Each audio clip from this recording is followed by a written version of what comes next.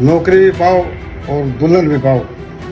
नौकरी भी क्लास 1 अफसर की, HCS अफसर बनते ही कोठीकार अर्दली और 60 साल तक की नौकरी पक्की, कमिश्नर तब तक रिटायर। ये कमाल हरियाणा में होता है।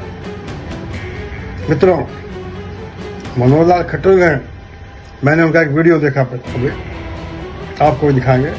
इनके समय में HCS की नौकरियां, कोई HCS यहां मेरी बात सुन रहा हो तो बुरा ना मानना, या किसी का रिश्तेदार HCS हो वो भी बुरा ना मानना। ये HCS का रिजल्ट निकालने के पहले लिस्टें मंगवा लेते थे, और जो उसमें से ऊपर के टॉप के 150 लोग होते थे जिसमें से नौकरी लगनी है, पहले उसके घर में आदमी भेजते थे, अगर उसका ब्याह नहीं हुआ तो, कि भाई पहले हमारा ये रिश्तेदार लड़की है, इसका रिश्ता ले। या कोई लड़की होती थी तो मेरे लड़का बेटा है, उनका रिश्ता ले। जब वो रिश्ता पक्का हो जाता था और उसका नाम उस लिस्ट में ऐड हो जाता था, भाइयों पास। वरना क्या कारण है कि 2014 से पहले के 15 से पहले के जो HCS हैं उनमें इतने ज्यादा संख्या रिश्तेदारों की है और बाद में रिश्तेदार एकदम कम हो गए।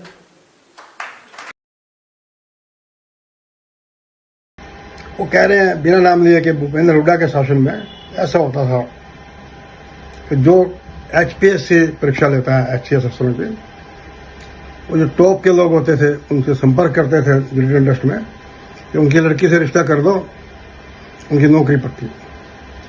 पहली बार खट्टर साहब ने एक सच्चाई बात की, हम सच बोला उन्होंने। हुआ ये हुड्डा साहब के समय, हरियाणा के एक परिवार की बेटी जो कि बहुत बड़े उस टाइम पॉलिटिकली VVIP के रिश्तेदार थी, उनका ऐसे रिश्ता हुआ। बात हुई रिश्ते की, भावी दामाद को HCS में सेलेक्ट कर दिया गया, बाद में रिश्ता हो गया। ये तो एक बात हुई। अब हम कहते हैं छाछ तो बोले, छलने भी क्या बोले, 36 में 70 छेद हो। खट्टर साहब ने ये बात तो कह दी, ये सही बात है, लेकिन अब उनका कार्यकाल देखते हैं।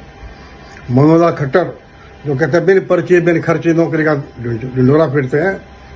हरियाणा के इतिहास में पहली बार हुआ कि HPSC के दफ्तर में डिप्टी सेक्रेटरी मिस्टर नागर को विजिलेंस ने 1 करोड़ रुपए कैश के साथ पकड़ा। वहां पर डेंटल के एग्जाम की टेम्पर्ड मार्कशीट मिली और एक मोबाइल मिला, रिकवर हुआ, जिसमें था मनोहर लाल के करीबी 2 लोग बात कर रहे थे कि किसको कितने नंबर देने हैं, किसको कितने पास करना है।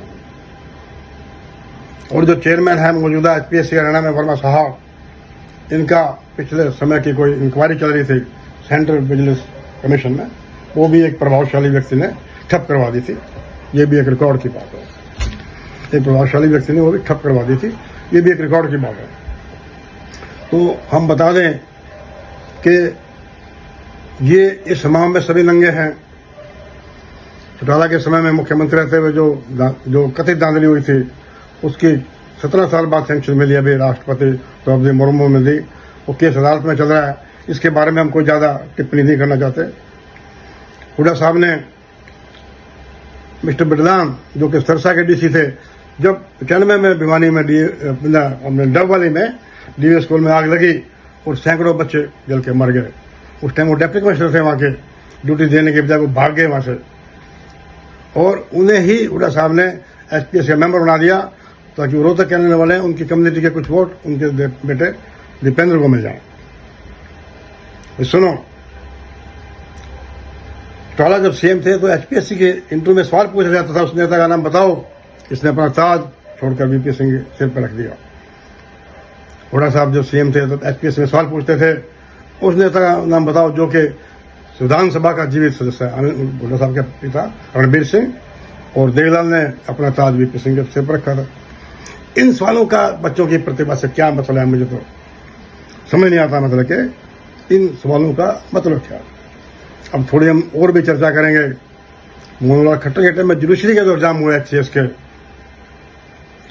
पैनल बना 6 लोगों का, जिसमें high court Punjab, Haryana court 3 जज, एडवोकेट जनरल, चीफ सेक्रेटरी और HPSC चेयरमैन। तो आनंद फाइनल में 3 जज और ऐड कर दिए, उसमें 9 मेंबर का पैनल बना दिया, 9 मेंबर का पैनल बना दिया गया। और जिन बच्चों के लिखित परीक्षा में बहुत ज्यादा नंबर आए थे, उनको बहुत कम नंबर मिल रहे, इंटरव्यू सेलेक्ट हो जाते, उन्हें बहुत कम नंबर दिए गए। और वो मामला अभी सुप्रीम कोर्ट में विचाराधीन है। मैं कोई इसके बारे में ज़्यादा टिप्पणी नहीं करना चाहता।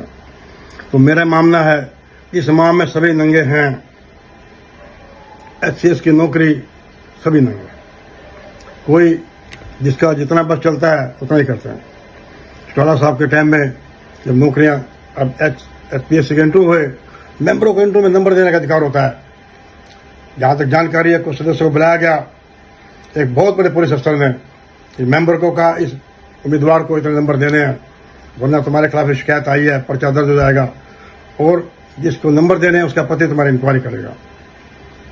तो ये अब चुनाव आ रहे हैं असेंबली के, आप नेताओं से पूछो कि भर्ती कैसे होगी। नमस्कार।